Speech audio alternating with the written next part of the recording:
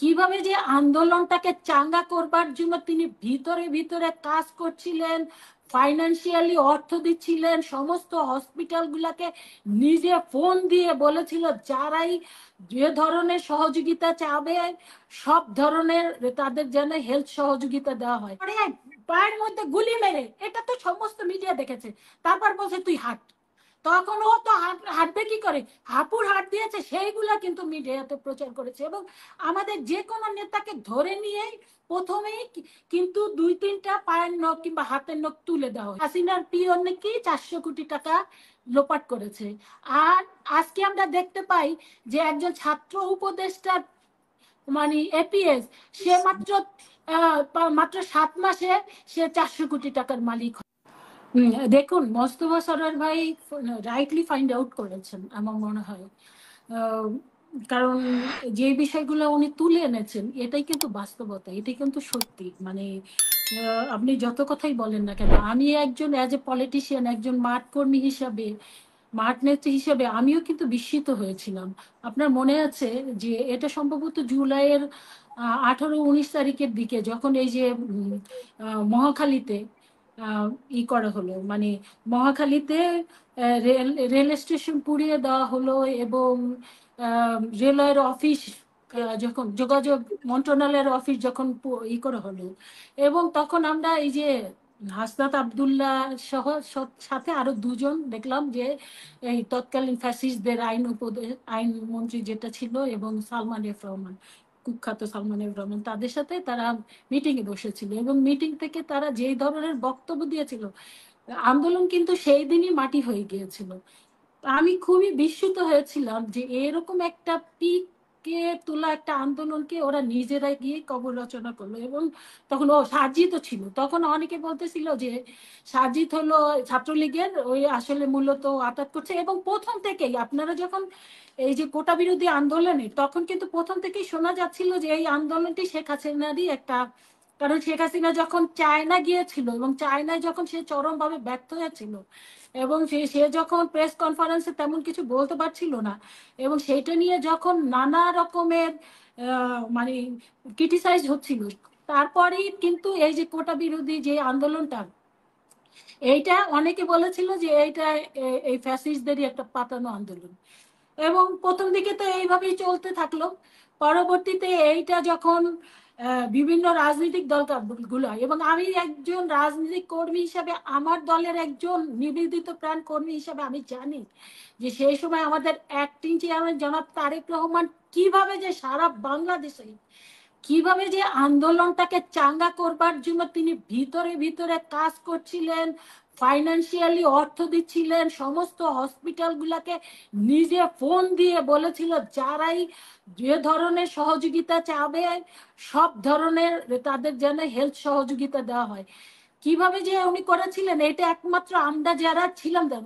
এবং এই যে মানে কি বলবো, এই যে বিশেষ করে যারা এই যে নেতৃত্বে ছিল এদের সাথে সরাসরি কথা বলছিল, তখন তারা একটাই বলছিল যে আপনারা একদম মানে যারা ফেস নোন তাদেরকে পাঠাবেন না, আননন ফেস যত আছে তারা সবাই এসে মিলে যাক, নন ফেস যেন কোনো অবস্থাতেই আসে না। এই জন্য কিন্তু আমাদের দল থেকে নির্দেশ ছিল যে কোনো অবস্থায় নন ফেস গুলা যাবে না, তাইলে আন্দোলনটা বেহাত হয়ে যেতে পারে।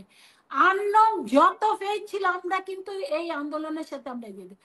তো তারপরে যখন এই সাজিদ হাসনাতরা যে যখন স্টেটমেন্ট দিল, সেই সময় আর একটা হলো যে ভাতের হোটেল হারুনের হোটেলে যে যারা তারা সর্বশেষ আন্দোলনকে শেষ প্যারাক মারতে চেয়েছিল, এটা তো সত্যি। এটা সামান্য ভাত খেয়ে মানে গ্রেপ্তার করা হয়। আমাদের কত নেতা বছরে 17 বছর, আপনি এই যে লুৎফুজ্জামান বাবর বলেন, আমাদের এই টুকু ভাই, এই যে টাঙ্গাইলের আমাদের উপমন্ত্রী ছিলেন টুকু ভাই, তাকে আব্দুল সালাম পিন্টু ভাই, এদেরকে এই 17 বছরই কিন্তু ডান্ডা বেরি দিয়ে তাদেরকে রাখা হয়েছে। কি নির্যাতন হয়েছে আমাদের যুব দলের নেতাকে, মানে পুলিশ গ্রেপ্তার করে তারপরে পায়ের মধ্যে গুলি মেরে, এটা তো সমস্ত মিডিয়া দেখেছে। তারপর বলছে তুই হাট। তখন ও তো হাঁটবে কি করে, হাঁপুর হাট দিয়েছে, সেইগুলা কিন্তু মিডিয়াতে প্রচার করেছে। এবং আমাদের যে কোনো নেতাকে ধরে নিয়েই প্রথমেই কিন্তু 2-3টা পায়ের নখ কিংবা হাতের নখ তুলে দেওয়া হয়েছে। একেবারে সাধারণ যারা একেবারে কি তেমন কিছু বুঝে না সেই সমস্ত নেতা কর্মীদের নিয়ে, তারপরে তো একটা নেতা কর্মী দল ছাড়ে নাই, দলের বিরোধী করে নাই। আর ওদের সামান্য একটু নিয়ে হারুনের বাপের হোটেলে খাওয়ালো, ওরা আন্দোলনে থেকে না, ওদের আন্দোলন অন্য নেতারা বাইরে ছিল, অন্য নেতারা তখন বাইরে ছিল।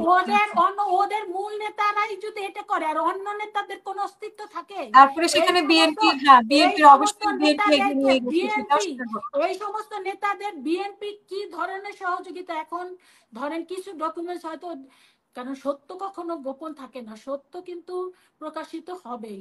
বিএনপি কি ধরনের কে তাদেরকে সাপোর্ট দিয়ে হুম। তাদেরকে সামনে রেখে তারপর যে আন্দোলনটা চাঙ্গা করেছে। এবং আপনি জানেন যে বিশেষ করে তারেক, ওই যে আমার আদমি পার্টি, ও কিন্তু একটা স্টেটমেন্ট দিয়েছিল, আপনার এই টিভিতেই সম্ভবত আমার মনে আছে, যে প্রাইভেট ইউনিভার্সিটি গুলোতে অবশ্যই তাদের যে ভূমিকা সেটা তো আমরা কখনোই ভুলতে পারবো না, কারণ সেই সময় যদি প্রাইভেট ইউনিভার্সিটি ভূমিকা পালন না করতো, এবং আপনি ওই সময় প্রাইভেট ইউনিভার্সিটি যে যারা আসতে চায় নাই অনেকের কিন্তু মানে ফলস ই করে আইডি কার্ড করে তার বিএনপি কিংবা ছাত্র দলের এবং সাধারণ কর্মীদেরকেও ছাত্র বানিয়ে এই আন্দোলনে কিন্তু দিয়ে দেওয়া হয়েছিল। তো এইভাবে কিন্তু, এবং আপনি জানেন যে যাত্রাবাড়ি, তারপরে বিশেষ করে উত্তরা এবং ইসের মোহাম্মদপুরে যেই ধরনের আন্দোলন গড়ে তুলেছিল, তার সেটা যদি না করতো, ঢাকা বিশ্ববিদ্যালয় যেদিন হল ভ্যাকেন্ট করলো সেই দিনই তো মানে ছিন্ন বিচ্ছিন্ন হয়ে গেল, তাদের কিন্তু তেমন কোনো অস্তিত্ব পাওয়া যায় না। যাই হোক, তারপরে আন্দোলনটি হয়েছে। এই সমস্ত ছাত্র নেতাদেরকে আমরা কিন্তু কখনোই তাদেরকে অবমূল্যায়ন করতে চাই না, তাদের গুরুত্বহীন বলতে চাই না, তারা নেতৃত্বের প্রধান ভাগে ছিল সেটাও আমরা অস্বীকার করতে চাই না, আমরা কিন্তু করছি। কিন্তু দেখেন পরবর্তীতে কি হলো, যেটা আমিও 90-এর আন্দোলনে, আপনি আমার সম্পর্কে কিছুটা ব্যক্তিগতভাবে জানেন, 90-এর আন্দোলনে আমি কিন্তু একটা বিরাট ভূমিকা ছাত্র নেত্রী হিসেবে, ইডেন বিশ্ববিদ্যালয় কলেজের ভিপি হিসাবে আমিও কিন্তু সেই সময় একটা বিরাট ভূমিকা পালন করেছি। আর 71 সালে ছাত্ররা যে কি ভূমিকা পালন করেছে এটা তো এই জাতি খুব ভালো করেই জানে, এবং কোনোদিন সেই গৌরব উজ্জ্বল অধ্যায়ের যতদিন যতবার আসবে, যত সময় আসবে, মানুষ মনে করে সেটা ধন্য হবে। তাই সেই সময় ছাত্র নেতাদের ভূমিকার কারণে তারা কিন্তু কেউ ক্ষমতার ভাগ চায় নাই, তারা কিন্তু পরবর্তীতে কেউ সাথে সাথে মন্ত্রী হয় নাই। 90-এ আমরা কিন্তু কেউ ক্ষমতার ভাগ চাইনি, আমরা কিন্তু এমপি মন্ত্রী হই নাই, আমরা কিন্তু ছাত্র রাজনীতিতেই আবার চলে গিয়েছি। এবং আমরা কিন্তু এই 91-এর সেই সময় বিএনপির যে এখন পর্যন্ত বলা হয় যে সর্বকালের সর্বশ্রেষ্ঠ যে সরকারটি ছিল, সেটা 91 থেকে 96 পর্যন্ত বিএনপির যে সরকারটি ছিল, এর অন্যতম কারণ ছিল যে ছাত্র নেতারা সেই সময় কিন্তু একটা ছায়া পার্লামেন্ট হিসেবে কাজ করেছে।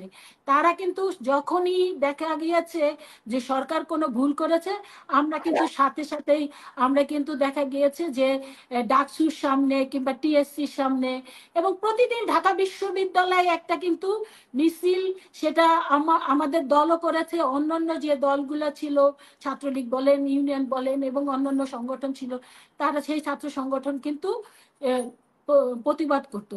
তো এই কারণেই কিন্তু সেই সময় সরকারটি কিন্তু সবসময় একটা আতঙ্কে থাকতো যে ছাত্র নেতারা যে কোনো অন্যায়ের বিরুদ্ধে রুখে দাঁড়াবে। আজকে সেই জায়গায় আছে?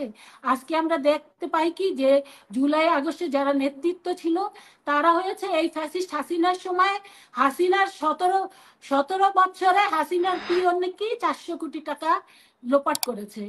আর আজকে আমরা দেখতে পাই যে একজন ছাত্র উপদেষ্টা মানে এপিএস, সে মাত্র 7 মাসে সে 400 কোটি টাকার মালিক।